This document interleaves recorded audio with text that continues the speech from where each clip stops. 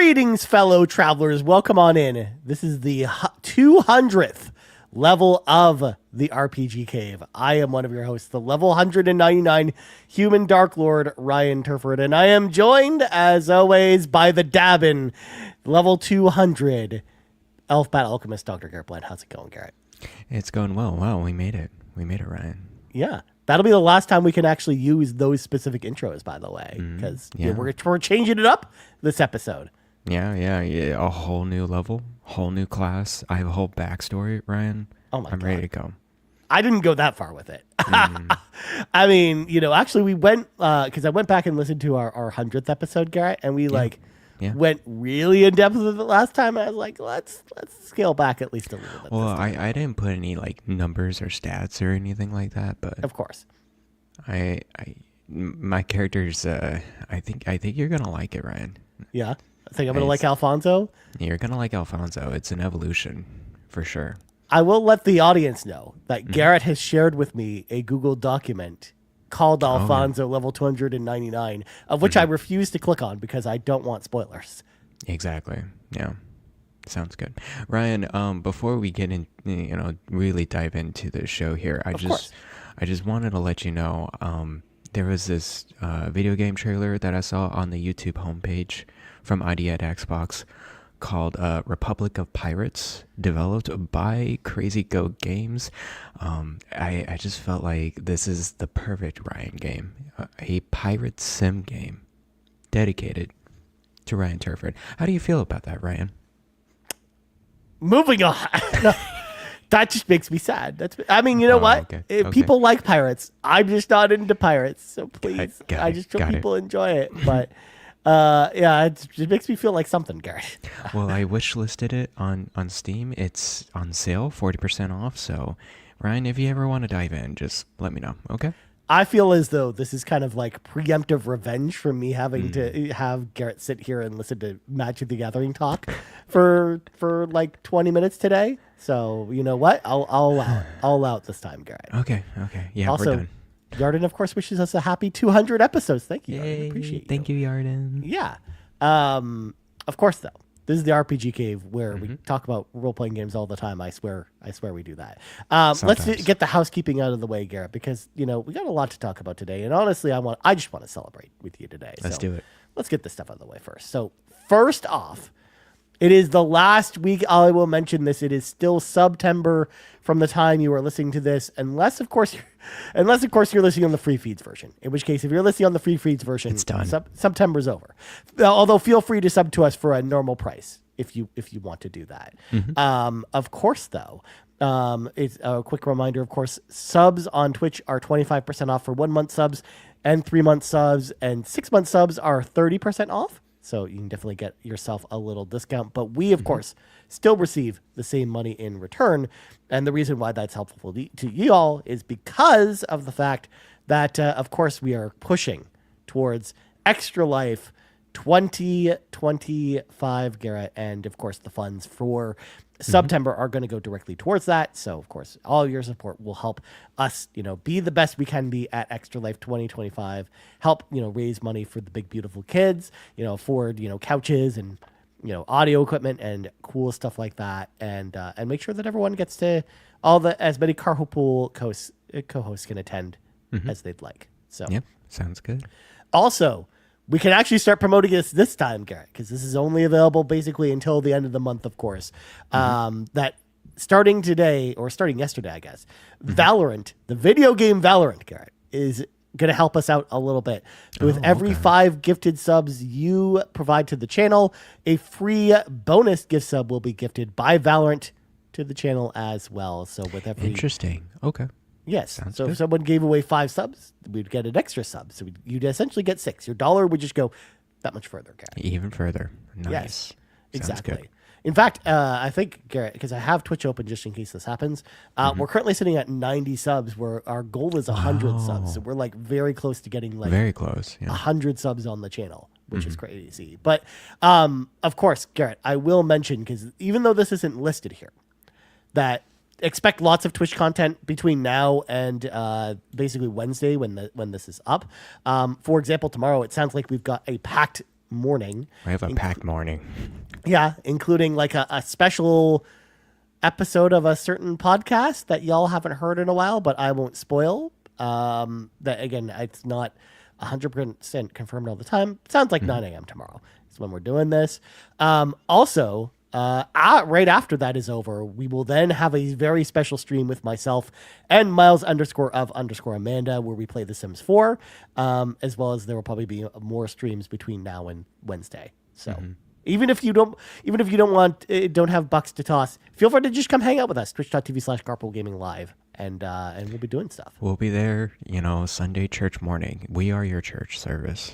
Yes. In the morning. Yes. Exactly. Come here and. I'm not going down this bit. That's all of it. That's as far as you're going with it, of course. Yeah, pretty much. Well, speaking of church, I guess. Of course, over on patreon.com/carpoolgaming, that's your way of supporting us as well. We've got brand new content over there. Sean's episode of the Pants Patreon podcast for Patrons podcast is now live. That's been the episode of the week, so make sure to check that out. Amanda's episode will be out tomorrow. So if you're interested to hear about Amanda's whatever's going on in Amanda's life, feel free to check that out. And then I checked the old schedule, Garrett. And the schedule indicates that the next person on the Pants Patreon podcast for Patrons podcast is Fulia. So her questions post will go up on Monday. So if you have questions for Fulia, make sure to go over to patreon.com/carpoolgaming Monday morning, ask her a question. Or as well, I know she'll put out a thing probably in the Discord as well, asking for questions too. So you can ask questions that way. Also, of course, I did a little fun thing with Sean Capri this week, Garrett. What'd you do? We watched the Silent Hill movie from 2006. And then we recorded an entire podcast about it. A spoiler cast, a review. It's over on the old Patreon as well. Of course, continuing, Garrett, the movies that were ticking off the list of movies that we spun for on CPG days. We're settling right into spooky season. Are you going to do more horror movies? So first off, we still have a couple more horror movies left on the docket to do that haven't been done yet. We have The Substance. We've got House on Haunted Hill from 1999. Leprechaun 3, but that's waiting until St. Patrick's Day. Leprechaun 3 is a St. Patrick's Day thing next year. And then Predator Badlands, which it doesn't come out in theaters until the beginning of November. I see.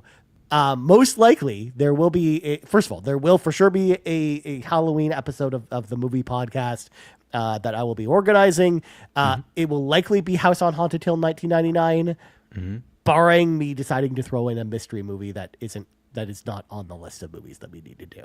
So, whereas The Substance, I feel like we can wait till later in the year to do that one. So, but either way, I think Sean and I talked about it on that podcast as well. House on Haunted Hill will definitely probably be done in October, but maybe we'll get something else in there. Who knows? But I love spooky season, Garrett. I'm excited for spooky stuff. Oh, it's good stuff. Especially like it's getting cooler out there. I actually had my first pumpkin spice drink, Starbucks drink, and it was the pumpkin sweet cream cold brew. Okay. I highly recommend. It's very sugary. It's supposed to mask the coffee, the crappy coffee taste of Starbucks. Of course. And it does that very well. Yeah. Cinnamon, people swear by that coffee, Garrett. Pumpkin. You refer to it as the crappy coffee, but I'm just like, really? They swear by their lattes that they pump in their 30,000 grams of artificial sugar. Yeah. Sure. They love it.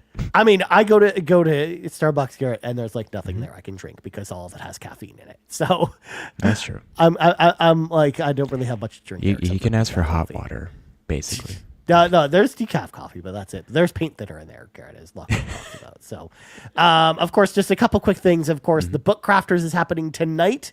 If you're watching the live stream over on Twitch or YouTube at 7 p.m. Eastern time or 4 p.m. Pacific. They're talking about fall stuff, fall books and crafts, autumn, harvest, back to school stuff. So look for that tonight. And then I'm sure we'll talk about the next Book Crafters meeting after this next week. And then, of course, the current Backtrackers game is Ravenous Devils. The talk about that is October 25th at 11 a.m. Eastern time. So usually the same time as this podcast. Nice. And last but not least, this is kind of your last chance to get the Xbox Drive 400 t-shirt before it goes back to the Disney Vault. Of course, that's over on carpoolgaming.com. But without further ado, Garrett, it is now time to get into your 200th spectacular things, my friend. The 200 spectacular There's things. not 200 things, though, hopefully. You never know.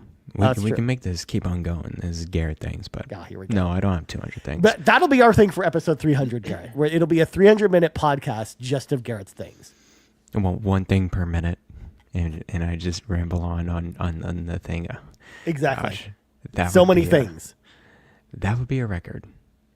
For sure. I mean, it'd almost be as crazy as a certain Xbox podcast doing a 300-minute podcast, which was 5.5 hours to celebrate 300 episodes. My goodness. So crazy. Anyways, I got 5 things. Not 200 things. I got 5. Okay. All right. I'm excited to hear about the 5 things, Garrett. Tell me. All right. First thing, big thing for me. We're moving pretty soon. Close to the end of October. Our home is almost completed and ready to move. So get ready, y'all. I'm gonna be in a private room. Yeah. I'm not gonna be ASMR voice Garrett anymore. It's gonna be lovely. So, But you do realize people will be sad about that. They will miss ASMR Garrett. I can still do the ASMR voice. It's all voluntary stuff. Of right course. now, I just have to do it. But if people want the ASMR Garrett, I can bring it back anytime. People want great news. Great news. Great news. Anyways, so we're very excited about that. Last weekend was a whirlwind. Let me tell you. Thing number 2. We left to go to LA Wednesday night. Not of this week, but last week. Yeah. We got there. We did a bunch of just busy work and stuff on Thursday and Friday. Then our friends from grad school, they had a wedding Saturday. It was very nice by the beach. And that's why I wasn't here. And I want to thank Bowser for filling in for me. Well, you guys talked about Borderlands. We did. I even tried to get Bowser to do the things, and she wanted me to do the things instead last week. So you guys bounced back and forth with all the things, or? No, it was just me. It was just. It was the first inaugural episode of Ryan's Things. Yeah, we might need to reinstate some of the Ryan things. We might need to sprinkle it in the next 100 episodes. How about that? Because Ryan's things were just kind of boring, and no one was excited about it. I can't do them the way that you do them. Okay. Well, mine's kind of boring too. It's just the nuggets of my life. Anyways. Also, shout out to Ron, who of course wants to just drop in and say hi. And happy 200. Ron. I know Ron's probably piecing it, so that's why I brought that up right away. Yeah, he's probably playing some Trails game, 7 or whatever. I don't even know. Anyways, last week it was very fun, and I drove back Sunday, and let me tell you, driving from Bay Area to LA, it's not bad. It's not like, because that's a typical Texas drive, right, Ryan? Of course. Like you've done the road trips in Texas. It's fine, but yeah, it takes like a day and a half to drive across the entire state. Yeah, from Brownsville to Amarillo, you can. Oh gosh, that's a drive. Let me tell you. just driving from Texarkana to El Paso, that's a drive right there. Ooh, Texarkana to El Paso, from the east to the west. I love it. I love the deep lore of Texas here. That Texarkana. Yes, look, it's just as exciting as Galveston. Okay. Oh man, we could just talk about Texas cities. I was just saying, that I know about all the Texas places. Mm-hmm. There's a saying in Texas that there's a city for every word. Like, yeah. My favorite is the dual cities that are close together, Mound and Flat, where Mound is probably the flattest place you've ever seen in your entire life, whereas Flat, Texas, is probably one of the hilliest areas I've seen in Texas. See, this is why we love Texas, because you go into a random town and it's the most random word you would ever think of. I think there's like a White House or something like that. Anyways, a white settlement. That's it, white settlement or something like that. Okay, we're done with Texas. Yeah. Okay, moving on. Yeah. Thing number 3. November's gonna be a whirlwind, Ryan. You don't say. November. I mean, it's a whirlwind for carpool gaming, of course, with Extra Life. But it's a whirlwind personally for me, because I'm going to Toronto You sure are. for a conference, but at the same time, I'm definitely gonna meet you. We're gonna hit up. We're gonna hang out during Yes. that time. I was be a going good to say, time. this is also alerting other members of the Carpool GTA community who also live in Toronto, who maybe if they were interested in meeting Garrett, we could also arrange something. Yes, I will be in like the heart of downtown of Toronto. So come hang out with me. I'll just be alone. I'm not bringing anyone else. Well, with you're me. coming here for work. That's why. Yeah. I'm just. But coming there we for don't work. we'll Yeah. get into that stuff. But yeah. Yeah. Anyways, thing number 4, Ryan. Apparently this new Atelier game's good. Yeah. I don't know. Well, I I'll mean, watch videos. I was gonna say like good. it got okay reviews on OpenCritic. It was like a 75 or something, right? Oh, okay. It's 75. Never mind. Well, hold on. I'm just pulling it up because I'm just double checking myself. But Yeah, double check you it. can of course continue and to talk about it. Anyways, Oh, I've actually, seen some- 72 now. Oh, It's at 72. 72. Oh, okay. So it's fine. It's a good game. Yeah. I just saw some videos like, oh my gosh, it's the best ever. But yeah, that's just one critic. I was gonna say I'm looking at the couple reviews, Garrett, and they're like all over the place. Some people, like you said, are like 10 Over out the of 10, moon. 9 out of 10, and then I'm seeing a couple reviews that are 4 out of 10. So it's just like it's kind of like you either like this game a lot or you don't like it. I'm curious if they're like new fans or they're like, oh, I've been given this game and now I have to play it. Yeah. Kind of review. That can make or break a game. I think there is, of course, always an inherent bias when you're given a game, given a title. I think you kind of know your rating plus or minus 1, like letter grade up or letter grade down, for the most part. Yeah. I think because you get into the series and you really like it or you really don't, unless it's a completely random game. So Yeah. I mean, Ron brings up a good point, though, because you and I both kind of like blew this game off a little bit. Ron says it's reviewing better than I thought it would. And I agree with Ron because I thought that this game was going to be like a 50 Like a or trash 60 game. on OpenCritic.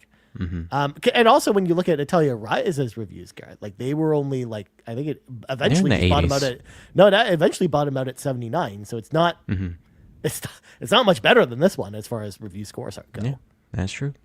Anyways, just keep your eyes peeled on that one. Okay. Thing number 5, last thing. Yep. What about these ROG Xbox Ally X prices, man? Oh, they're great. They're great. I mean, I don't see any problem with this, Garrett. 1,000 USD, 1,300 Canadian dollars. It's it's an arm and a leg. Well, it's actually $1,300 before tax. Yeah, Like, before tax. Yeah, Because like after of Canadian course. tax, that's probably like $1,600. Jeez, that's insane. Oh, if you think those prices are bad, Garrett, have you gone to eBay recently? Oh, After the- I've seen the scalping. Because Prices. these sold out at the Xbox store very quickly. And they're going on eBay currently for triple the price. $2,000, $3,000. In fact, there were multiple Xbox ROG Ally X's, Garrett, that sold yesterday for over 2,000 Canadian dollars. With I might add, $600 shipping costs. Who would buy this stuff? I don't know, but they sold. That's what I mean. I'm looking at sold listings for this.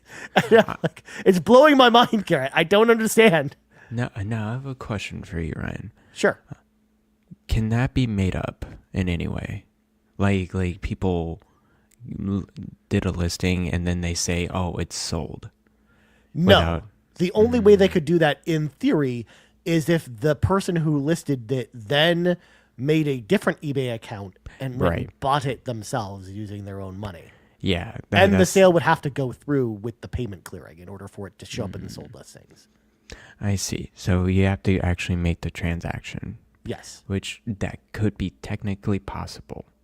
Technically. Yeah, it is technically possible, but it is unlikely that someone would then list their item and then buy it themselves. Guys, don't even pay regular price for this. Don't pay $1,000 Yeah. for this.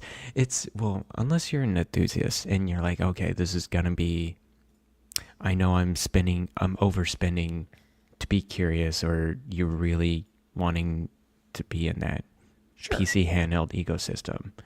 But that price, man, I would just, like, you can get PC handhelds like later on, or the ROG Xbox Ally X or whatever later on, open box, barely used, for like half the price, or like $400 off. Yeah. Easily.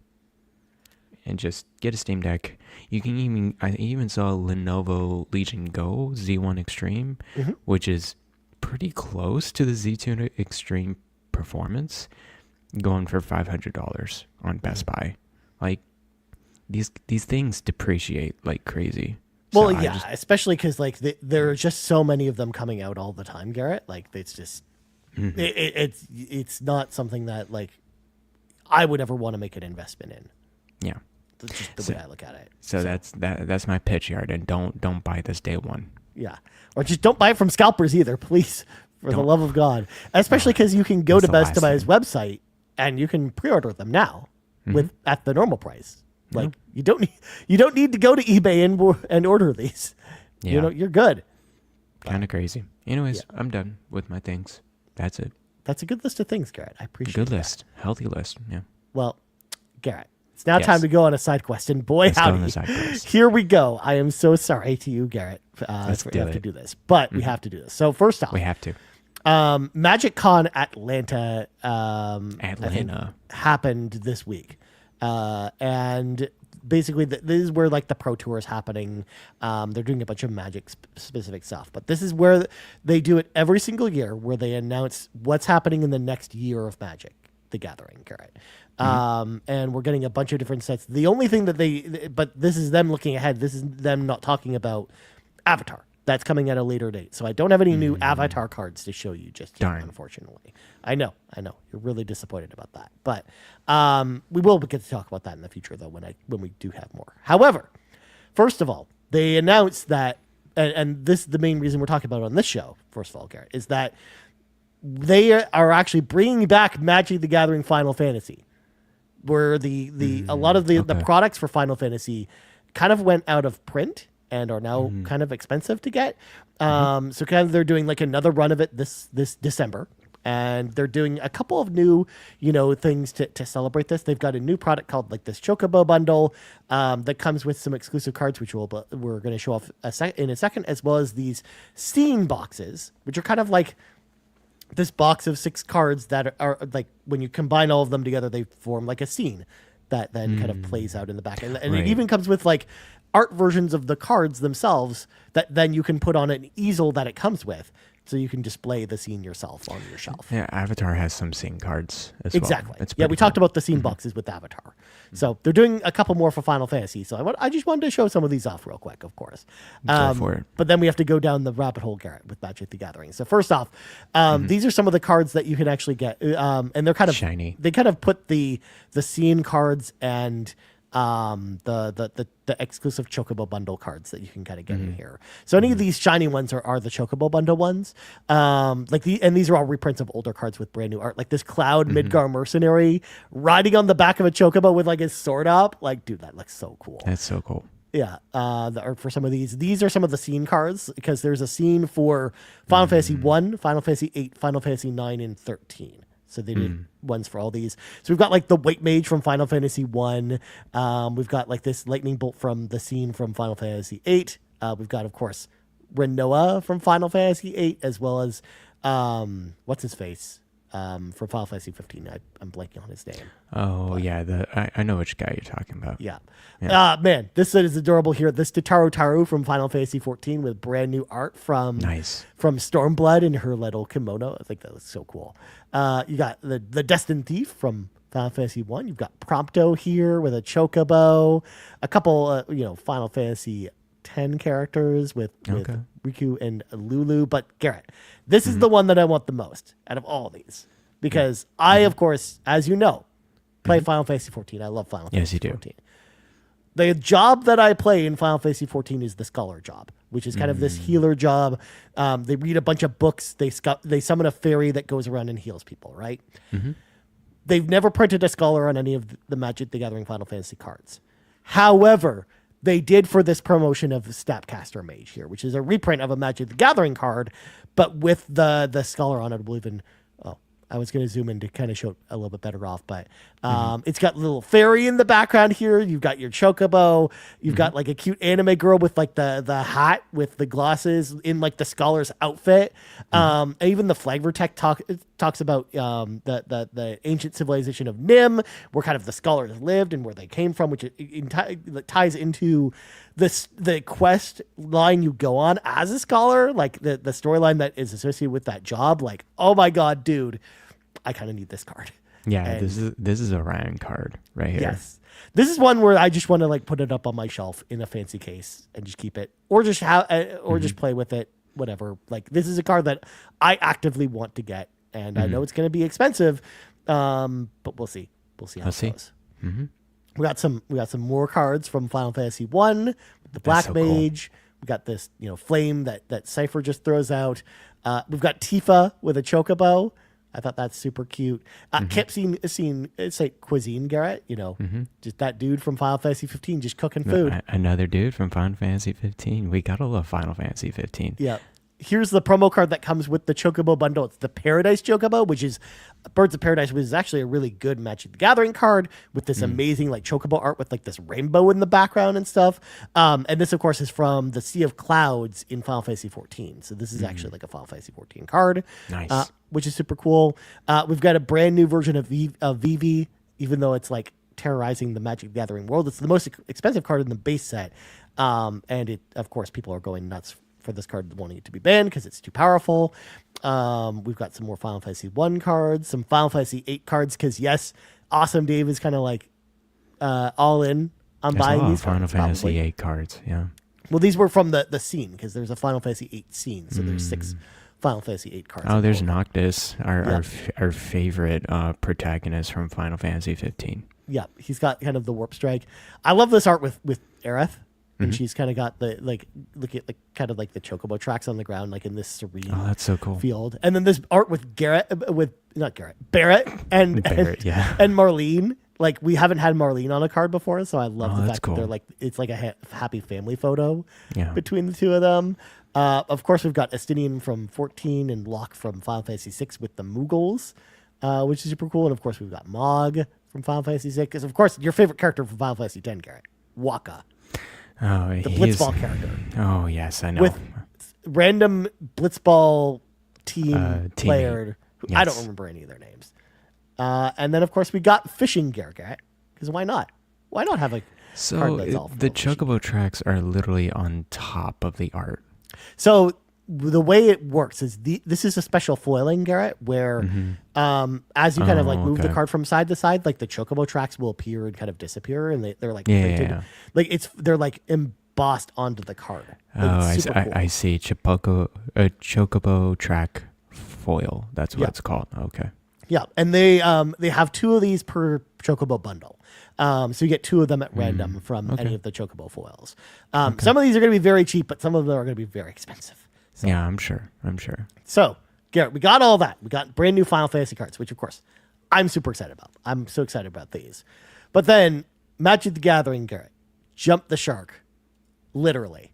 Because we got a bunch of random Magic the Gathering announcements, such as Magic the Gathering cross Jaws, Terror on Amity Island, where it's like a secret layer set where it's all Jaws cards. Magic the Gathering Jaws. And it's like classic, like early art style. Yeah. Like, dude, the poster art, like literally this Jaws card of Jaws the shark is literally like the poster of Jaws. And it's so well done. Like, just the way like the text on the card is printed on there. It looks like a movie poster. It's so freaking cool, dude. But we'll talk about some more crazy stuff that goes along with it, such as Secret Lair, The Office, Magic the Gathering Cross Office. All but these cards, of course, devoted just to Dwight, Garrett, from The Office. That's crazy.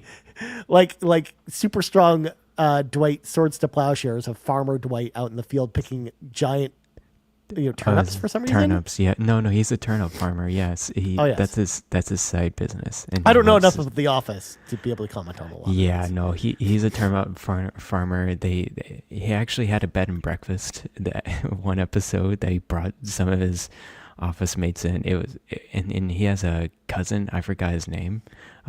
It's a whole thing with Dwight. Of course, Ron is just going nuts for Dwight's weapon stash. He's got a little nunchuck or shuriken in there. Yeah, shuriken, yeah. Yeah. Ninja Star. So, of course. All of these are deep. No, all of these are deep cuts. Like, people who are fans of The Office will get these cards for sure. Especially because, like, you've even got this flip version of oh my gosh, Recyclops. Recyclops. That was what an opening of an episode. Yeah. He purposely set the office on fire to make a point that fires are real, and then everybody freaked out. Oh my gosh, I love it. So that's what he's doing in this art here, where he's just this evil thing. He's got evil dogs and stuff. Yeah, Recyclops took a dark turn. I see. Later on in the show, and so he used to be eco-friendly, like this light version, and then he turned into just like a jerk. Of course. Later on, so that's his whole character arc. And then the jack-o'-lantern face. That's a Halloween episode.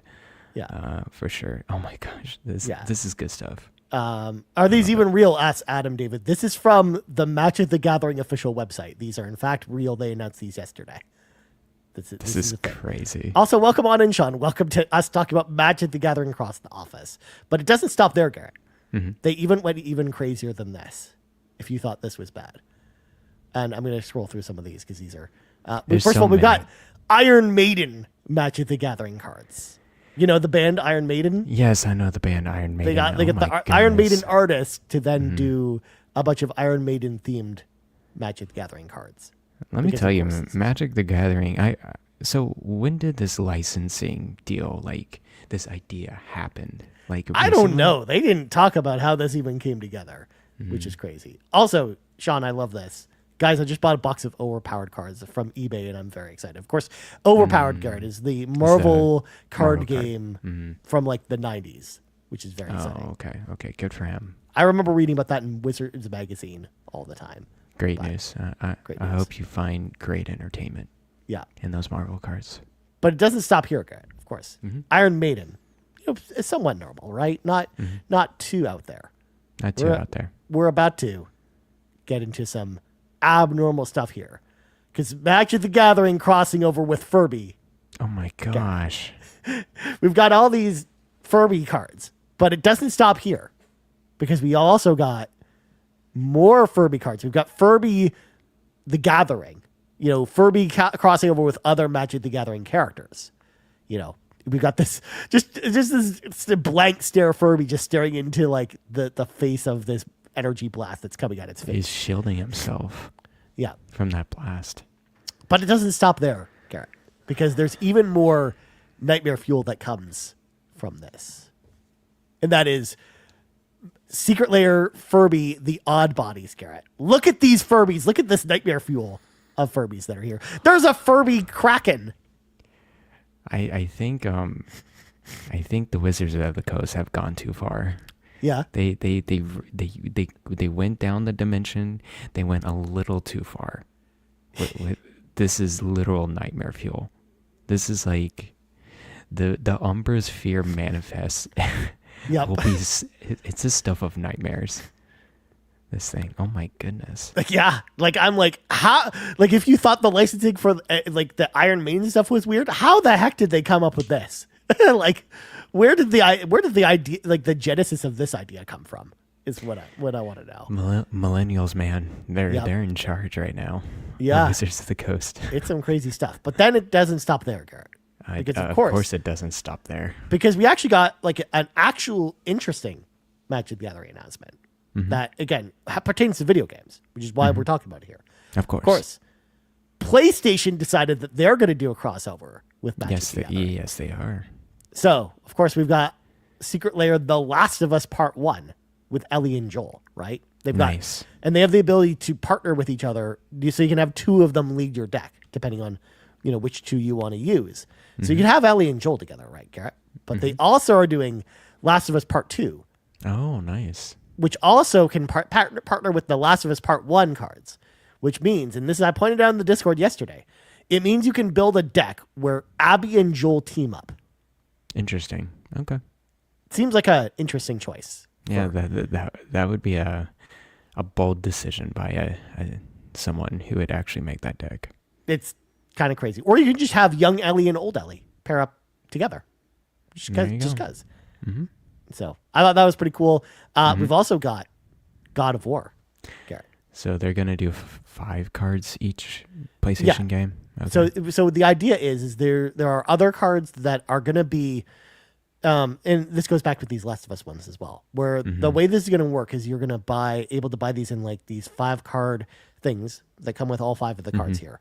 And they're all going to be based around the specific game. So there are other Magic the Gathering specific cards that are not like unique cards that are going to be skinned in The Last of Us Part 2, essentially, for The Last of Us Part 2 drop, as an example. Just like this God of War one, we only know of Kratos from like this God of War Greek one, but there are going to be other characters from the Greek from the Greek saga of God of War dressed up as like other Magic the Gathering cards, which I think is going to be really cool. Likewise, we've also got Boy and Father. We got Boy and Dad. Boy and Dad. You can build a deck around them, which is pretty cool. Uncharted, Garrett. We got Magic the Gathering Uncharted, bringing Nathan Drake. Good for him. Also, I love the fact, too, that Nathan Drake is Grixis colors, which is blue, black, and red, which they typically only use for villains. I don't know why they made Drake those colors, but sure. Interesting. We've also got, and this is the one I'm actually excited about, Horizon Forbidden West, Garrett, with Aloy. Getting Aloy on a Magic card. That'll be a good one. About this. Yeah. And then, of course, Secret Lair Ghost of Tsushima. Oh, I love it. Magic the Gathering. Look at Jinzakai. Dude, this art looks really cool. Like, I can't wait to actually see the rest of these other cards. I think they're going to be pretty cool. And they're going to probably theme the cards as well, because they've done this in the past before with other themes. Like when the Tomb Raider ones came out very similarly, they had other cards that complement the main card. So then you can kind of all play them in one deck, essentially, together. Right. So, super cool. Yeah, I think these go on sale at the end of October. So I'm actually pretty excited to get those. So that's it. That's all the Magic Gatherings. I mean, dude, there was actually so much more beyond this, but obviously we're not going to spend all day talking about it. What's the prices for each set of these PlayStation? They go for $30 for non-foil and $40 for foil, which is actually really good because the cards themselves generally, because especially like mechanically unique cards, usually end up being fairly expensive on the secondary market. So usually you get what you pay for sure. Yeah, pretty much. But of course, Millie Cat coming in here, gave for 200 episodes. Yay! Thank you. Thank you, Millie Cat. Appreciate you. So there you go. That's our Magic the Gathering side quest. Because, Garrett, for the 200th time, let's just get right into this. It is now time for the 200th time, Garrett. It's time to read from the sacred texts. Because we have an annual tradition that we started with the first time we hit 100 episodes, Garrett, where, our characters, our RPG gave characters, we can't keep them in the dungeon at level 199 forever. They have to level up at some point to be at least 100 levels higher than, where we start. Yeah, we're at the 200th level. These enemies are overpowered. Exactly. We gotta level up. We're now going to level up our characters to level 300 or 299 specifically, Garrett. So we're going to go back and forth and kind of talk about our choices. So first of all, actually, you know what? No, we'll have one character at a time. So would you like to go first, Garrett, or would you like me to go first? You can go first. Okay. Yeah. So first of all, the kind of the breakdown of my character now, Garrett, is, I'm a human. I've basically been a human since the beginning. I started out as an archmage, but I've become I became a dark lord, which we talked about was kind of like because I've kind of got like I'm like a neutral evil personality in real life. So it's kind of like where, the character is kind of based around. It's kind of like an old unholy knight. So I'm going to, that's kind of where my character was at before. I'm going to, be a human, Garrett. Again, not going to change You're not going to change races. Okay. No, Okay. still going to remain a human.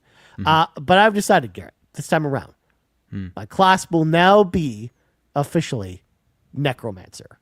Oh, I'm a human necromancer. You are going even darker and darker. Still rocking the neutral evil. Still always, being kind of, Neutral we've said this for a long time, Garrett, but if Carpool Gaming had a video game with all the hosts in it, the main antagonist would be me. Like I'm the evil character among all the Carpool Gaming hosts, essentially. Some of the other hosts, they have, evil sides to them. Like, Amanda's evil side comes out every once in a while. Lachlan's evil side comes out a little every once in a while. Of course. But I'm just full on evil. I'm just, swerving right into that ditch. It's kind of what I'm doing. Nice. My weapon of choice before, Garrett, was a broadsword. But my weapon of choice now that I've transitioned to a necromancer, is the Book of the Dead. It's just so no melee weapons anymore. You're just like full on book spells. We're gonna raise some people. Nah, please, I don't need my own weapons. My minions will do that for me. Okay. Because again, this is all about being able to have the power of manipulation and control over other things. That's kind of my dead things. Yes. Of dead things. Yes, exactly.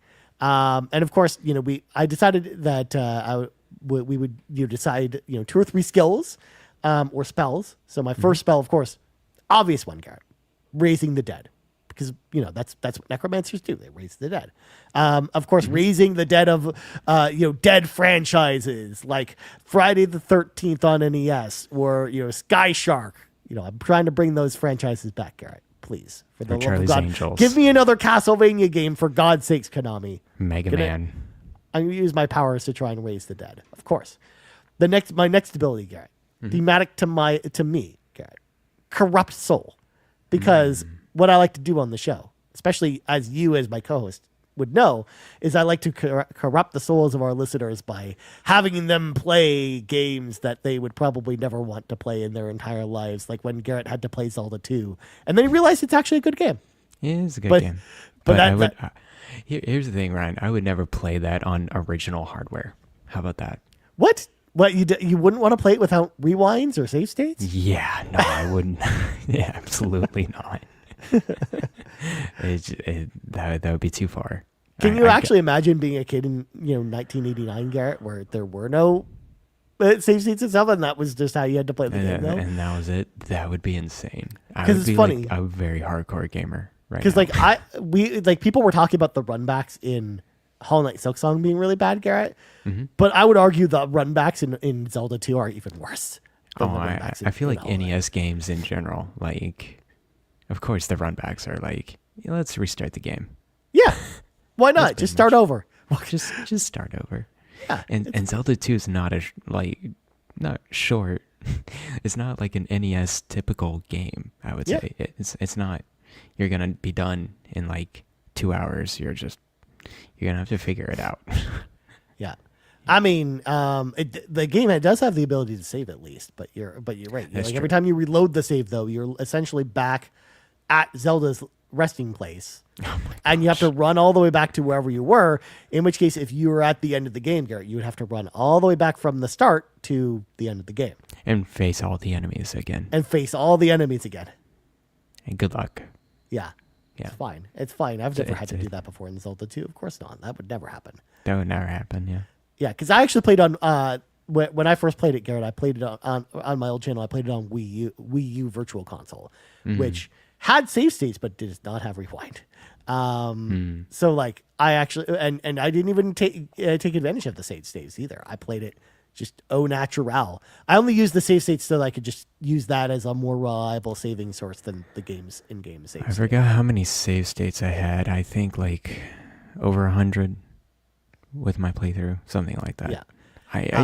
The thing is, I just don't want to go back to the beginning. I was like, no, let me just try that that spot one more time. Of course. Yeah. Of course. Also, this also came up because Zelda 2 actually came to Nintendo Music this week, and I was so excited about it. Oh, yeah. I like the Zelda 2 music. It's good actually, stuff. Have you ever heard the Famicom Disk System version of the music? I don't think so. Okay. You should, when you have time and you're interested, you should check out that on the Nintendo Music app, because the music itself is different because they had access to the disc system, which gave them more bits for the music. And they actually take quite big advantage of that for Zelda 2. So the music actually sounds like pretty different, which is interesting. Okay. Cool. And then, of course, my final skill, Garrett, drain life. Because I like to drain, drain the life out of my enemies, Garrett. Just, preserve my youth, like the youthful look anyways. So those are my abilities now. And now that I've leveled up to level 299, the level 299 human necromancer is how I've leveled up my character, Garrett. What do you think? Is this character evil enough to represent me? I feel like it is. Pretty darn down there, man. And necromancer, you're draining life. You're reviving dead franchises. Yeah, corrupting the souls of people, forcing them to go and spend all their money on games they'll never play. Yeah, but it's definitely there. It's the image. I can imagine the image. So necromancer, human, and the name's still Ryan. Of course. For this, okay. I'm not changing my name. Just like you haven't changed yours. I haven't. I have not changed my name. No. All right, Alfonso. Tell me all about Alfonso. Alfonso's name is still Alfonso. All right. Alfonso is I forgot he was a half elf or whatever. No, you're just a normal elf. Okay. A half elf is too much for me to say generally, so I made up elf to start with. Okay, sounds good. But the history was you started as a ranger. I started as a ranger, and then I went into a battle alchemist. Yeah. And then so now his backstory, a little bit more of a dark turn as well. Oh, jeez. Ooh, the race is still elf. It's a high elf, but we'll go with elf. And I have a background a little bit as Alfonso's lineage traces back to the forgotten elven enclave that studied the space between magic and machinery. His transformation is just not personal, it's ancestral. Oh, interesting. You're tapping into the latent power of your genes, Garrett. Yes, definitely. So I'm not gonna force you to do the full class name every time. Of course. Just know the last term, but the class, and it's a made up class, by the way. Of course. We did allow for made up classes. Twilight Hex Machinist. Now let me get into this. Okay, you can say Hex Machinist, and that's pretty much it. Okay. Basically, Twilight Hex Machinist is a forbidden fusion of arcane alchemy and engineering. So they can craft sentient constructs and then have toxins with magical resonance and manipulate battlefield through cursed machinery. So think of it as like a dark turn, some magic, some engineering though in there as well. So you're making like evil machine. You're kind of like Dr. Robotnik in a way. You're like in some evil machines. Yeah, with some elven like kind of emphasis with it. So of course, yeah, the subclass Twilight it's unique to elves. It blends ancient arcane rituals with the cursed engineering. Of course. Yes. So there you go. That's my class. The full name is Twilight Hex Machinist, but you can say just Hex Machinist, and there you go. It's level 299 elf Hex Machinist. Yes. See, it rolls off the tongue like that. It rolls off the tongue. So I'm glad to make it simple for us. I'm sure that I'm still going to fumble the first 5 episodes for both of us, where I will accidentally say the old names and then realize, oh shit, I'm supposed to say the new names. Yeah. Because it's so ingrained in my brain from saying it for 100 episodes. I know, right? So, Alfonso's taking a dark turn. Of course. He's no longer a ranger. No longer, he's getting more obsessed with the ancient elven roots, but also the engineering side of things and the magic, all blending together. He's also kind of being influenced a little by Ryan's evil side, to kind of embrace the evil side of himself as well. Oh, definitely. Yes. Yeah, definitely. Okay, so weapon of choice, Ryan. It's called the Moonspike Injector Gauntlet. The Moon Spike Injector Gauntlet. Okay, tell me about the Moon Spike Injector Gauntlet, Garret. It's actually forged with elven alloys and etched with runes that glows under starlight. It has like alchemic like tubes like throughout its gloves and fingers, and it shoots out like poison injector darts and stuff like that. So interesting.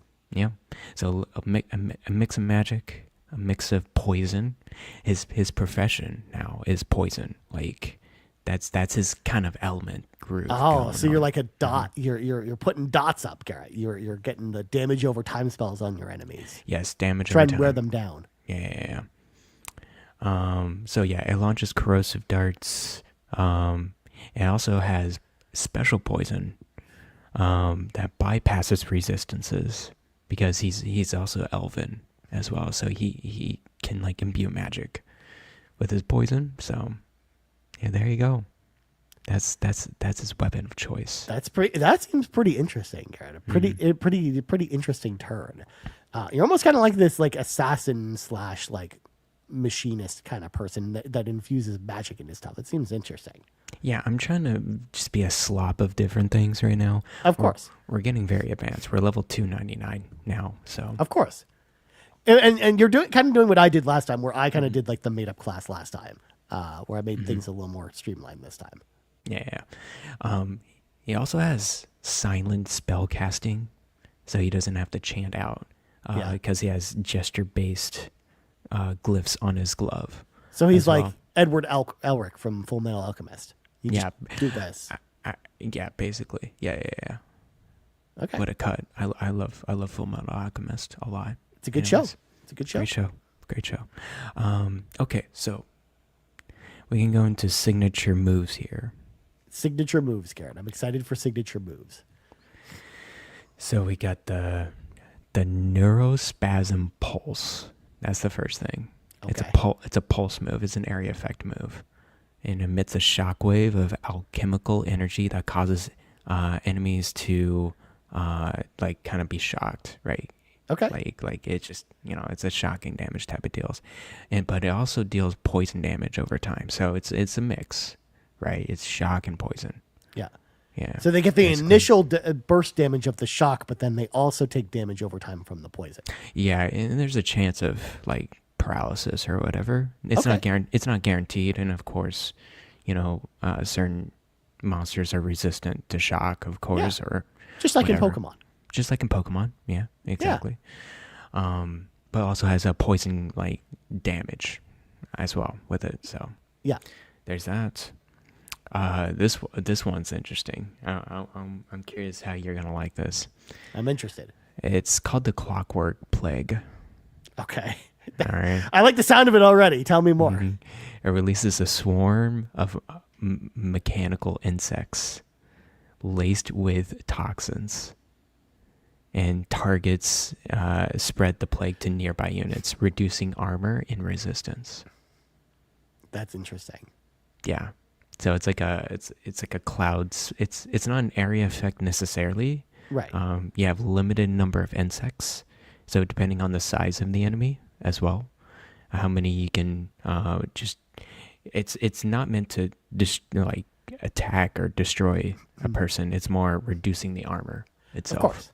Mm-hmm. It's kind of actually there's a World of Warcraft ability that the Death Knights have. If you're playing as an unholy Death Knight specifically, Garret, that actually does very similar stuff where it's like it's kind of like this micro insect swarm that goes around you that then kind of spreads your diseases among the enemies. That's kind of how the Death Knights in World of Warcraft deal their like overtime damage, while also thwacking people in the face with a giant sword. Interesting. Okay. All right. So my last skill called the Soul Siphon Engine. The Soul Siphon Engine. Okay. Interesting. You gotta love it.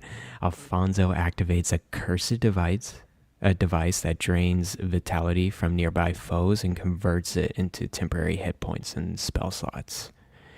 And then it glows like in green runes and emits a low mechanical hum. So there you go. Interesting.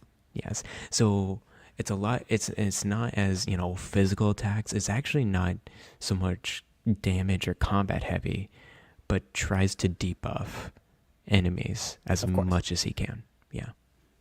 That seems pretty cool. I love, first of all, Garret, I have to applaud the originality of both your skills, your weapons, character class. Like, dude, you went all out with this. Yeah. So I appreciate that. I love the abilities you came up with as well. I think they're reminiscent abilities that already exist in RPGs, but I also love that you kind of put your own spin on it. So Thank you. That was so cool. Yeah. So Alfonso sounds like a badass, and it sounds like our party makeup, Garret. You're going to be kind of like the support character, but also the the Poison. main damage dealer, because like this, you're supporting by like weakening the enemies and weakening their armor and stuff, while also with like dealing some damage to them over time. Well, my character kind of summons the dead to kind of protect us and kind of be like the service kind of the tank character, while also like draining the vitality of the enemies to kind of power my undead army to kind of hold us off while you kill everyone. Yeah. Yeah. Sounds good. I like the strategy. I think we're going to trample over these next 99 levels. I think 100% we're going to. We're going to have it go through it with ease, Garret, get to level 300, and then we're going to do this all over again. It's going to be great. I really, I know it asks a lot from a person, but Seth does amazing D&D campaigns. So if we can have him on just one episode, yeah, and we can have a backstory character campaign with our characters. We could. That would be good. We'll talk to Seth about that at some point, Garret. But I know. Yeah. it is now time, Garret, now that we've done that, to party up, to hear from the NPCs, the non-podcast characters this week. And holy crap, y'all came out for episode 200. I was so excited. Thank you so much for this. Thank you so much for questions. Everyone's, questions, kind words, celebratory marks, even just in the chat today. Like, people have been hopping in, wishing us well. Yes, thank you. So thank you, everyone. We really appreciate it. And I'll sentimental about it as soon as we're done on this, because I'm sure y'all push me to that point. So let's start with Sean, who says, Ryan and Garret, I just wanted to jump in and say a few words. First off, congratulations on reaching level 200. It's an astonishing accomplishment, and I'm so proud of both of your commitment to the show. Second, thank you for creating such a special and unique video game podcast that invites so many people from around the world to gather and share the common love of role-playing games. You're both the perfect people to do this podcast, and I'm beyond grateful for both of you. I'm a huge fan, and I truly look forward to Garrett's things, the sacred texts, the fun facts, and all in all, sweet hangs. Thanks again. Aw, thank you, Sean. Thank you, Sean. Appreciate that. I mean, Sean, of course, always has been ever since day one, has always been a huge supporter of the show, and he's always been checking us out and really, really giving us good advice with how to evolve the show over the years and stuff like that. So shout out to Sean. Yeah, thank you so much. I don't think he gets enough credit for the way the show goes. Sorry, I mean, he says level 200. Man, Ryan, looking back at it, 200. Can you believe it? I can't. The best part is, too, Garret, if you go to the podcast feed, it's actually even more of that, because we've done some unnumbered episodes, too. Right. So it's actually like even crazy. more than 200 episodes, which is crazy, because, again, like, there are not we're in like the lower percentile of podcasts, Garret, because most podcasts don't actually get above like 150 episodes is usually like the average. So it's crazy to see that we're like kind of like the up in like the 10%, Garret, the podcasts that make it to 200. Is that, when did we start? I would say like over 4 years. Yeah, it was 2022. 2022. Was it beginning? Yeah. Was I in the Bay Area when I started? Maybe. I think you were, because I think you've been. I don't think you've moved since we. Or I think you moved once, but I think it was right. I moved once but like before I started this podcast, I was in Pittsburgh. Right. Yeah. Maybe. You were. Yeah. Okay. Yeah. I don't actually know. I'm gonna do my best, Garret. But I'm gonna to try and find it. But 200 episodes is quite an achievement for sure. Like because we do about an episode a week. Sometimes we have to skip a week, just availability or whatever. So that's why, like, because there was the crop, Garret, where we started the Nintendo Drive, the PlayStation Drive, and the RPG Cave all at the same time. and that's why kind of the Nintendo Drive got to 200 before us, and same with PlayStation Drive. If PlayStation Drive was still producing episodes, would have made it before us. Just because again, we do have to skip her once in a while, but that's just because it's kind of our own little bundle of joy, this show, where it's really like all about kind of us on the show. So at least one of the two of us has to be here, which sometimes usually means we do have to kind of skip a week. Yeah, but that's okay. I just want to thank everyone for their support as well for this show. Even though me and Ryan don't play every single role-playing game that's out there, we're not fans of all the different series. I'm glad other people are fans of those series and are on the Discord channel and they're chatting about it and they're having a good time. So, like, yes, thank you so much for letting us be the kind of the center of the RPG cave community. It's also really too like the community for the show has just really grown like leaps and bounds since we started it, Garrett. Like it's when I think I told you before, it took us at least a year or two where we had more than 3 people listen to the show per week, because that was what we were averaging, is 3 listens per week for the show, whether it was on YouTube or on podcast services. But now actually we are, and I won't get into numbers, but we are actually one of the most popular shows on Carpool. That's so cool. So it's actually like crazy to think about how kind of things have kind of turned around for us like over the years, and the community, you're right, in the Discord has really kind of embraced us in a big way, and has been a huge motivator for us. And now that I've finally scrolled all the way to the bottom of Spotify, Garrett, because it took a while to get there. It took a while. Do you want to know? Actually, it's even earlier than I thought it was. 2021. May 19th, 2021 was when we posted the first episode. I was in Pittsburgh. Oh my gosh, for a good while too. Yeah. Actually, you're right. Now that you mentioned that, I'm like, yeah, you moved to the Bay Area while we were doing the show. It's been a long time, guys. Yeah. It's been almost 4.5 years now. Wow. Since we started the show. That's crazy. Did we originally do it every other week? Was that a thing? Or no. It's been every week ever since we started. We talked about the idea of maybe staggering it, because there was a certain point in the show because originally the way we were doing the show was that it was always topic based, and the topic had to be researched and stuff like that. Right. It was a lot of work for us to produce every week, and ultimately we just burned through a lot of the ideas that we had when we first started. So we talked about the idea of like maybe making the show every 2 weeks or 3 weeks, or like just monthly, so that we could kind of like not run out of ideas. But actually, instead, what we did is we just changed the way the show worked, and that actually seemed to, if anything, one, I think it actually brought in more people to listening to the show. But two, I think it just helped us kind of keep it fresh, and really kind of propel it to be like 4.5 years in, and we're still like, doesn't feel stale or anything like that. Yeah, exactly. So nice. No, thank you, Sean. Yeah, thank you, Sean. I appreciate you. But next up, and by the way, there's lots of messages like this. So lots of messages. Yeah. Next up, we've got Gizmodo16, who says, "Congratulations on 200 episodes.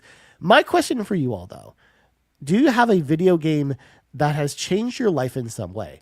Although you may have already answered that in the past 199 episodes." Well, the thing is, Gizmodo, is even if someone asked this question 150 episodes ago, I will never shy away from talking about the same thing again, simply because we have brand new listeners who listen to the show all the time. Like, we have new people who come in every single week. So please do not ever be afraid, anyone who's listening, to ask us a question that you might think has been answered on the show before. That's totally okay. Like, we do want to talk about some of this stuff again. And also that too, like 4.5 years has gone by, Garrett. Like things change sometimes. Like sometimes you can change your answer. Yeah, sure. Exactly. So I forget what I talked about last week. Like I don't even. You weren't even here last week. So exactly. See, I just have short-term memory. Exactly. We both have the pigeon brain, the luck of pigeon brain. As far as a game that's changed your life in some way, my obvious usual answer for this is Super Metroid, because it's not just my favorite game of all time, but it was the game that when I played it and I finished it for the first time, I knew kind of video games would always kind of be part of my life, and be kind of like the constant that was over there. Like, no matter how my life would change, video games would be a part of it. And it was really in that moment when I finished that game for the first time. So that was one that definitely changed my life in some way. But I'm curious to know what you think about this, because again, like I don't know if I have a better answer for that or like a newer answer for that. Yeah. I mean, there's a couple of games now. Change Your Life. That means that like you were on a trajectory somewhere, and then video games kind of impacted somehow. Exactly. It made you choose a branch of the butterfly effect from Until Dawn. Exactly. Yeah. Kind of the original game that made me think the way you think about with Super Metroid is actually Pokemon Yellow. Yeah.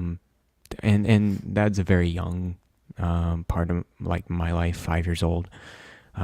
Little Garret boy playing Game Boy Color with his yellow version. And I remember getting super mad that I couldn't beat the first gym. Yeah. Because you got Pikachu. That's your main. That's your main Pokemon. It's just like in the show where Ash can't beat Onyx with Pikachu. Exactly. And I was like, Dad, what do I do? And my dad's like, you gotta get this other Pokemon, see?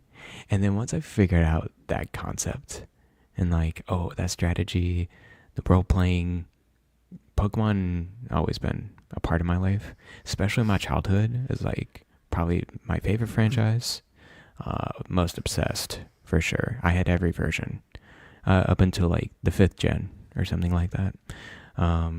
So yeah, Pokemon is a big part of my life.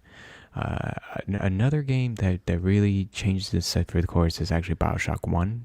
Okay. The first time I played that was 2013. And I think that one really emphasized... I played some good heavy narrative games before, but that's like the first time I was like, oh, video games can make that art, like that artful impact. Yeah. That no other media can do. And that's why I got really into more narrative-based games, and consider video games more as an art than anything else. So, yeah, those are my two choices. Nice. Yeah, for me, when it comes to actually, story-based games, I guess it wasn't really until, like when I played Shining Force 2 for the first time, that really I felt like that narrative was there. Yes, the narrative in Shining Force 2, it's not the most amazing narrative in the world, but I think that it was one where I think it was the first game that I remember being invested in the story in. And also it changed my life in a big way because, yeah, we talked about it before, but that was the game that got me into role-playing games in general. Like I was convinced role-playing games were the devil when I played Genghis Khan 2 on the NES, and the video store clerk told me that was a role-playing game. So I was like, I'm never playing games like this again. And that was wrong. So I guess that was another one that changed my life, but I talked about that a lot. The other one that I thought about as you were talking, Garrett, was Super Mario Brothers, the original. On the NES, because I had played video games before Super Mario Brothers came out, on the Atari, because I played we had a Coleco Gemini at home, which was a Coleco clone console where the Coleco made the console, Garrett, but it was entirely designed around playing Atari cartridges, which the equivalent of that, Garrett, would be a Sony developing a version of the PlayStation 5 that you could put Xbox discs into and play Xbox games on it.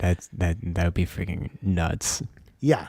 That's a whole reason why like Nintendo invented like the lockout chip on the NES to make it so that people couldn't develop their own cartridges, to prevent people from making like clone consoles of it essentially at the time. And now of course everyone makes NES clone consoles, but Super Mario Brothers was the first game that even though I had played games before that, it was the first game that I fell in love with, that I couldn't stop playing. I played it so much that I was ignoring other stuff that I should have been doing as a child, instead just sitting in my room playing Super Mario Brothers. So that was definitely a thing, especially too because that was probably one of the worst mistakes my mom and dad made, where we had this other room upstairs in our house that had a TV that was not our main TV, with the NES hooked up to it, which meant I could just play whenever. And it was like the kids' TV that my brother and I could use to like watch stuff, but also it was mostly just me playing Super Mario Brothers all the time. Yeah. So nice, good stuff. Yeah. Next up, we got Ron, aka Savoy Prom, who says, Sup, y'all. Since this is episode 200, there's only one question that must be asked. What are your top 200 characters in role-playing games? All right, Ryan, let's go. All right, let's go, Garrett. It's time to build the ultimate tier list. Up 200 characters in role-playing games. Of course, Ron continues. I know you're not going to answer that question. Darn. But seriously, congrats on 200 cave episodes. Y'all have been, I've been a fan since episode 76. I love that he calls it back to Well, what a very specific episode number. I wonder what we talked about. What did we talk about? Oh my gosh, it must have been hold on, something for a second related. for the people, Gary. I'm going to find this out. Episode 76. Maybe we talked about yeast. Maybe he's obsessed. Ron's obsessed with the yeast games, right? Oh, this episode, Garrett. Episode 76 was the best role-playing games of 2022. The thumbnail on it has, of course, the following 5 games on it, Garrett. Crisis Core. Oh my gosh. The Dannohh Chronicle. Xenoblade Chronicles 3. Heck yeah. Live Alive. And Soul Hackers 2. So, Savoy Prime, you're liking the episode with Xenoblade Chronicles 3. I see how you are. And the Dannohh Chronicles, Garrett. And the Dannohh Chronicles. That's some good stuff. Yeah. Ron, good choice. Ron, of course, will continue by saying, Ryan, keep making Magic the Gathering popular. I mean, I didn't make Magic the Gathering popular. Final Fantasy Magic the Gathering made Magic the Gathering popular. No, Iron Maiden made Magic the Gathering popular. No, Furby made Magic the Gathering popular. The devil Furby. And Garrett, keep being a Falcom hater. Of course, he puts in parentheses. Just kidding, Doctor. Heck yeah. Do either of y'all have a favorite episode or a favorite moment that's ever happened on the show? Have a great show, and don't forget RPGs are the best genre. Oh, and Ryan, just for you, it's currently 84 degrees Fahrenheit or 29.08 degrees Celsius, cloudy with 62% humidity. You know, I have a question for you Celsius users out there. Do you guys do the 10th of degree? No. No, you never do that. You would round up for that. We always round up. Yeah. Okay. But I love, first of all, Ron, I appreciate you. Thank you so much for submitting this and for giving us the full weather report. And now we talk about the answer to this question. And I thought about this ahead of time, Garrett, so I'll give you a chance to think about what your favorite show or episode would be. But my favorite episode of the show, and again, I'm not going to put one specifically as my favorite episode, but my favorite episodes of the show are always when we come back from Garrett's backlog adventures, when I've told Garrett to play a game and we kind of have like the roundup discussion talking about the game that Garrett played and whether or not he liked it or not, or didn't like it, and the things we didn't like about it, and have, because it gives us a great chance to sit down and talk about like some of my favorite games that you're getting to play for the first time, to get like kind of what the take of someone who's, you know, brand new to some of my favorite games. So those are some of my favorite episodes, Garrett. Like the episode where we did about Shining Force, the Zelda 2 episode, the Parasite Eve episode. Like, dude, like those are some of my favorite episodes, simply because of the fact that I just love the discussions that come out of them. I love the fact that we get to wax poetic about, you know, games that I know that I like, but I'm always curious to know, like, what if I picked a game that Garrett doesn't like? Like, I that's always in the back of my mind when we have those discussions. So those are my favorite episodes. But what about you, Garrett? Yeah, no, I really like those episodes too. I'm glad I was able to play older games. Not able, but like you handpicked them for me. Because when I look at the backlog, there's so many old games I can play. There's too many. So I'm glad you handpicked them for me so I can, you know, play through some of them. They were really cool. So my favorite kind of moments, I have a couple of them. One of them is like the predictions episodes. For like the year, and then for like E3 or whatever, we go kind of crazy with those predictions. Just a little too much. Well, RPGs, for folks that don't know, are so difficult to predict for that like we kind of just have to go crazy with them. Yeah. So I really enjoy those because we just kind of go. You always go off the wall with your hopes and dreams. Yeah. On some of them, I like those.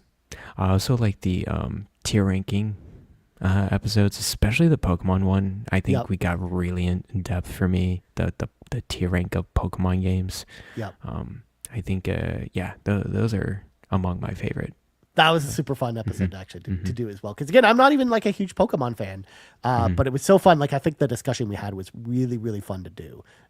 So I'm glad that we did that. We're even for a franchise that I'm not nearly as familiar with as you are, Garrett. Yeah, good stuff. So thank you, Ron, for your support and for the questions and the weather report. And the weather report, absolutely. Well, the weather report doesn't stop there, Garrett. It doesn't stop there. Star writes in and says, "Happy 200. What would you like to have 200 of right now?" And here's the weather report from the Star. It's 71 degrees Fahrenheit or 22 degrees Celsius, 50% humidity. The UV is 4, mild and sunny with rain coming on Sunday. Cheers from the Pacific Northwest. Well, cheers to you, Star, for cheers all that. To you.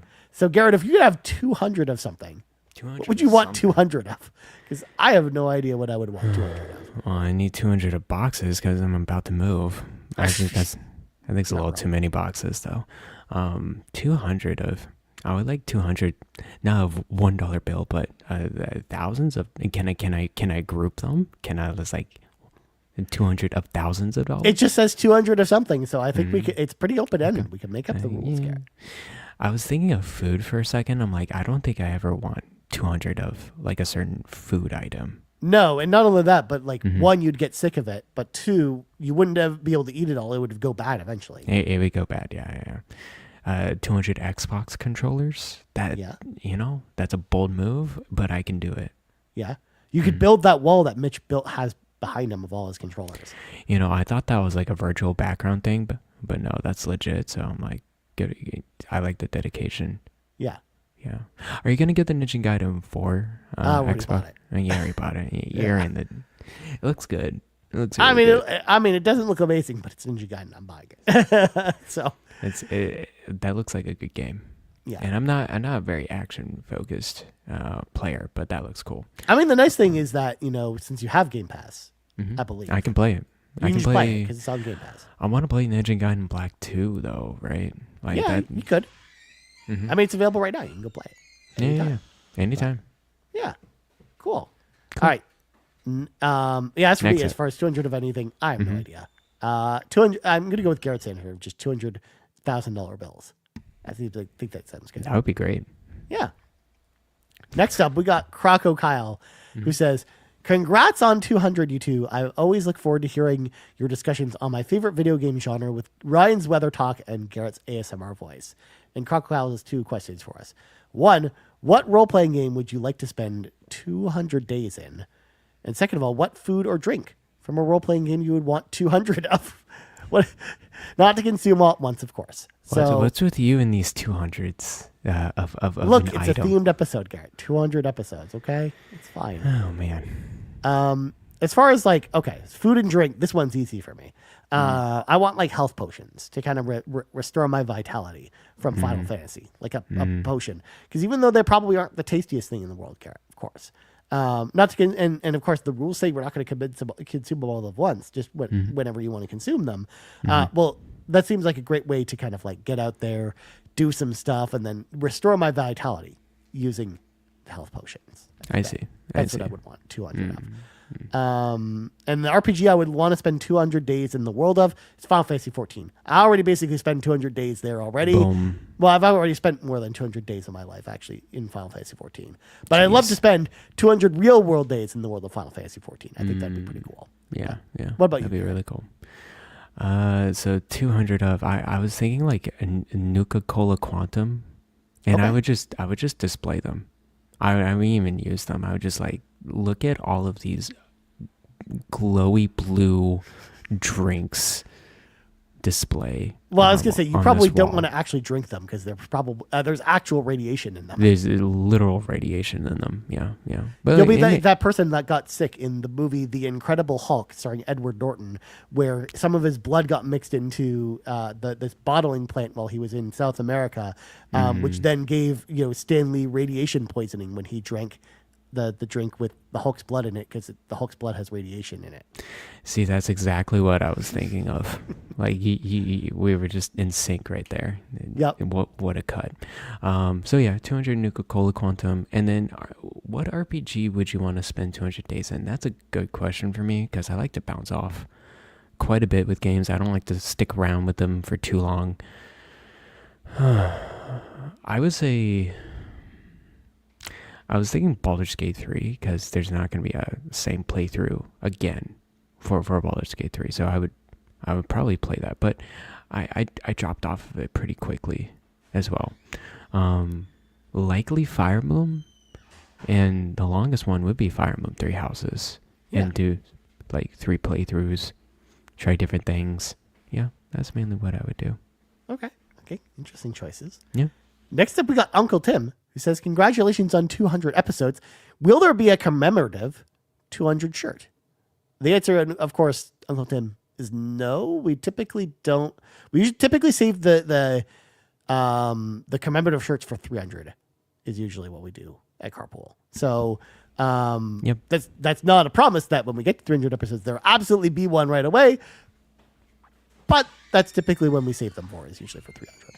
So, yeah. Because the Nintendo Drive also didn't get one for 200 episodes either, I don't think. So, anyways. Okay. Moving on. Yeah, moving on. J. Hetfield 0816 says, "Ryan and Garrett, congratulations on 200 episodes. You both have brought me a lot of joy on a weekly basis for a long time. I also wish I joined the Discord sooner, although I'm sure you weren't thrilled to have yet another Trails superfan pop in here." How dare you? First of all, all Trails superfans are welcome in the Discord. We might not be the biggest fan of Trails, but you are all welcome in the Discord. I really do want to play the first chapter remake. I do. We both talked about it. We both want to play it. I think we both kind of agreed it's a wait for sale for us. It's a wait for sale, but it's on our radar. Yeah. We're not the Trails hater you expect. We're just not super into it either. That's all. Yeah, that's it. But of course, Jay Hetfield also has 2 questions. First off, if you could somehow get sucked into a role-playing game, a la Captain Ed the Game Master, the cartoon show, which would it be and why? So of course, Captain Ed. Do you remember Captain Ed, Garrett? Because you were way too young for Captain Ed. I was way too young. Yeah. Captain Ed the Game Master, of course, was a cartoon in the 80s that was all based around Nintendo characters because it was a Nintendo-themed cartoon. Interesting. Where they basically had Captain N, who was a kid in the real world, who was transported into the video game world, who then somehow became a teenager in the video game world, and he uses the NES Zapper as his weapon of choice. And he, of course, teams up with Simon Belmont from Castlevania, Mega Man from Mega Man, Kid Icarus from, of course, Kid Icarus. Or Pit from Kid Icarus. Oh, Pit. And some other wacky characters. And they go on adventures together. And of course, the evil baddie of the series is Mother Brain from Metroid. And in fact, Metroid is kind of like the evil, the evil layer of the bad guys. This is insane. You would never have this type of show in today's.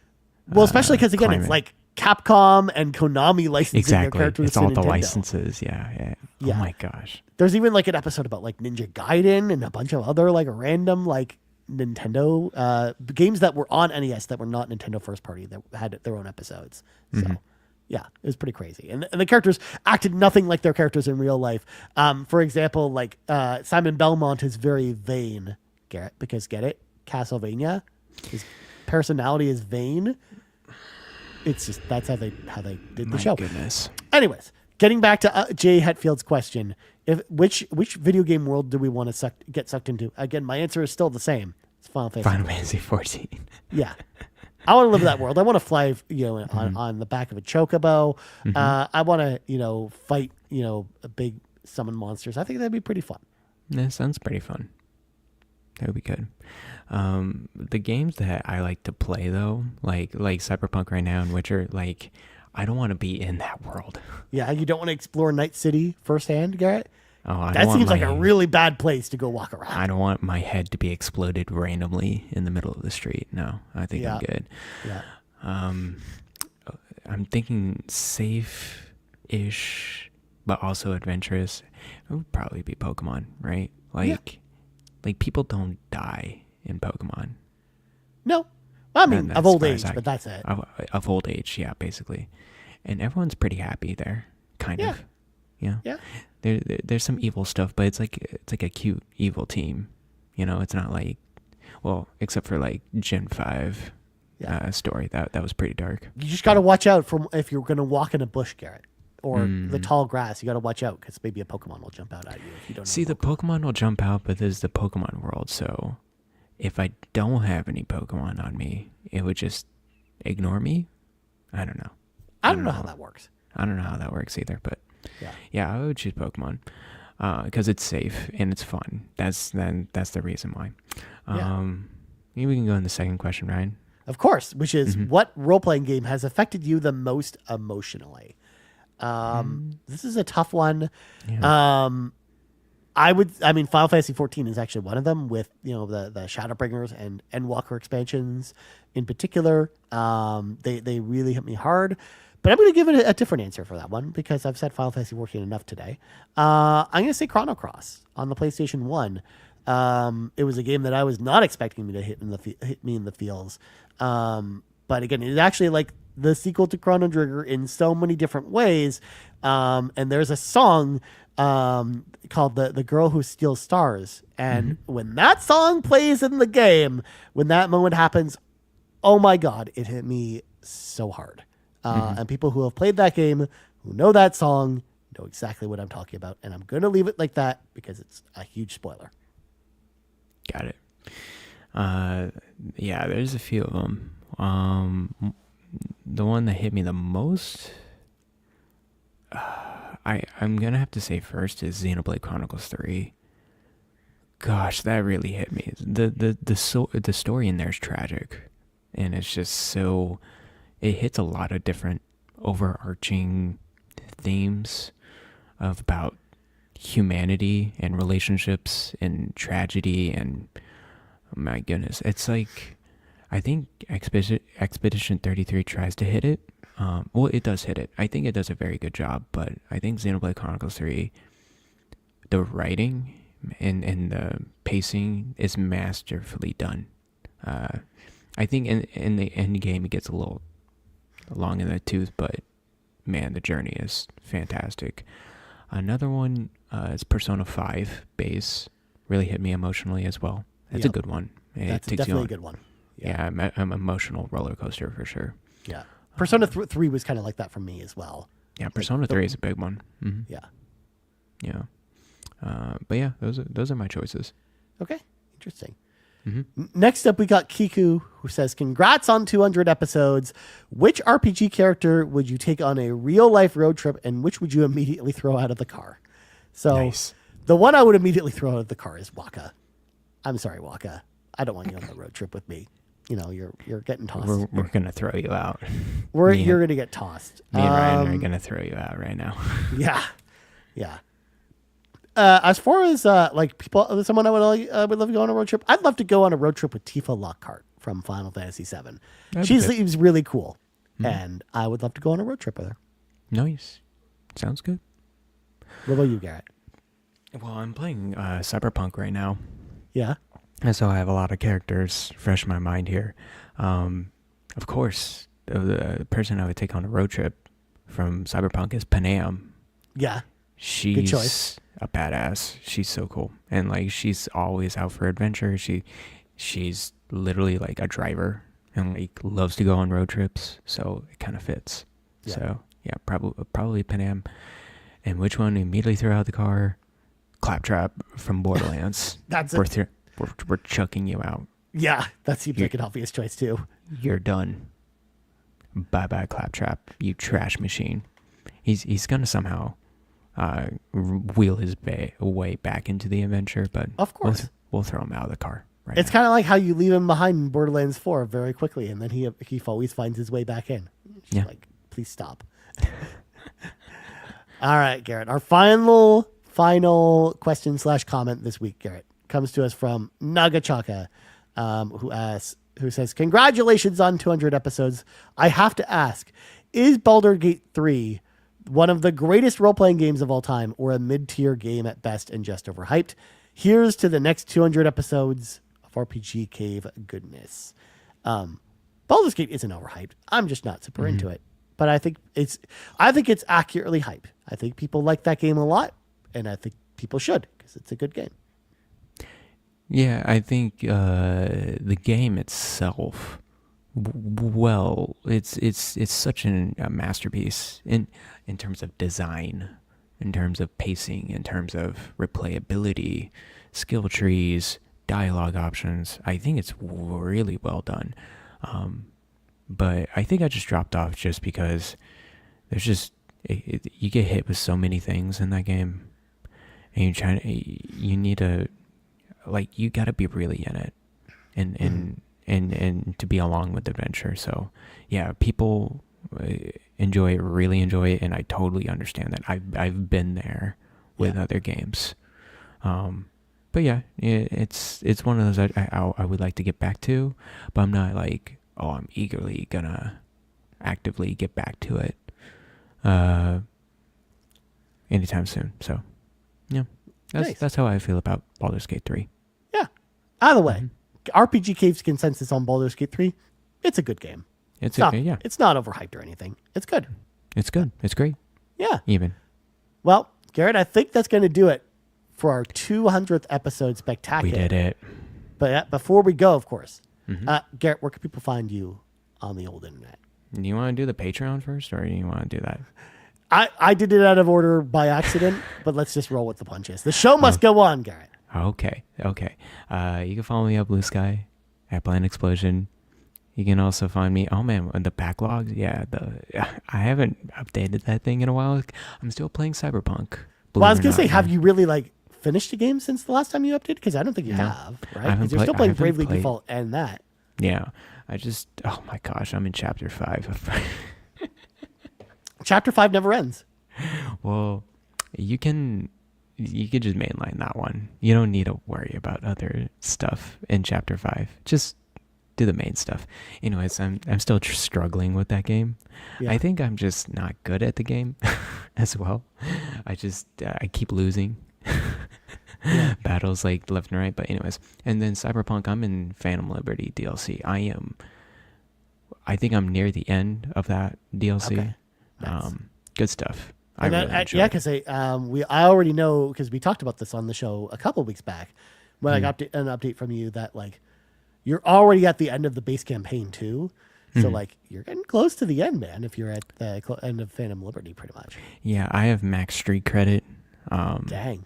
And then I have max skill set on the knives. So basically every time I throw a knife, it's an instant kill headshot, no matter what the character is. Even a boss, it's like I'm chomping it down 75%.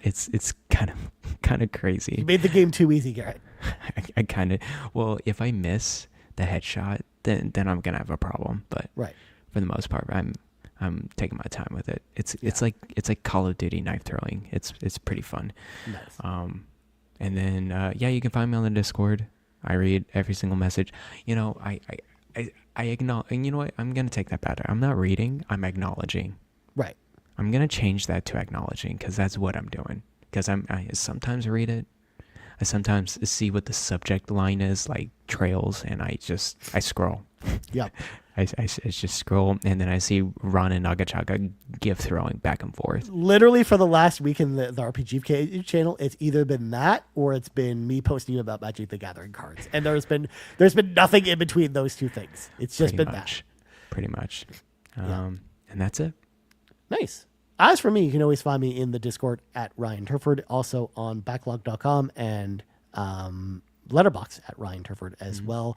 In fact, on Backlog, because I updated recently, because I update from last week's show, I did actually finish Borderlands 4. I powered through it. Wow. I thought I was going to quit and just put it down, but no, I put the extra 5 hours in that I needed to get to where I needed to get. Then beat the final boss. I beat the final boss and rolled credits on it. I even did a lot of the after credit stuff. But that's officially been marked as completed, nice. And I'm playing other stuff now. So cool. Please be excited about that. Please be excited. I'm also on Blue Sky at Ryan Turford, but I barely post there. But you can go follow me if you want to. And of course, we now have to say thank you to all of our patrons. We're at patreon.com/carpoolgaming, starting with our ultimate producers, Brendan Myers, aka The Winter Gamer, and Jonathan Brown. You can check out the Hoodlin Rumble Kickstarter, which of course, Jonathan Brown is actually the composer for over there on the old Kickstarter. Nice. Links to all that and more can always be found at the link tree, linktr.ee/pme.gib, or click the link That is in the show notes. So make sure, of course, to support our ultimate producers because they're super cool and awesome, and you should support them. Our platinum producers, Benny, Spoken Joe, the Captain in Tim Paullin, and our gold members, Adam K, Anna, Awesome Dave 1337, Brad Moore, Brian Reese, Cecily Carrozza, Dan and Luma, Dannohh, Emily O'Kelly, Hambone Jonny, Yon 32, Laura, Ligerwoods 330, Mr. Giggles, OldMrFrump, Peje, and Stephen Keller. Huge thank you once again to all of our patrons. They're at patreon.com/carpoolgaming. If you want to hop in the car with us, head over there, choose the tier that's right for you. And I think that's going to do it for this episode. So for Garret Bland, I am Ryan Derver. This has been the RPG Cave, level 200. We're only 100 levels away from 300, Garret, and we're out. Bye-bye.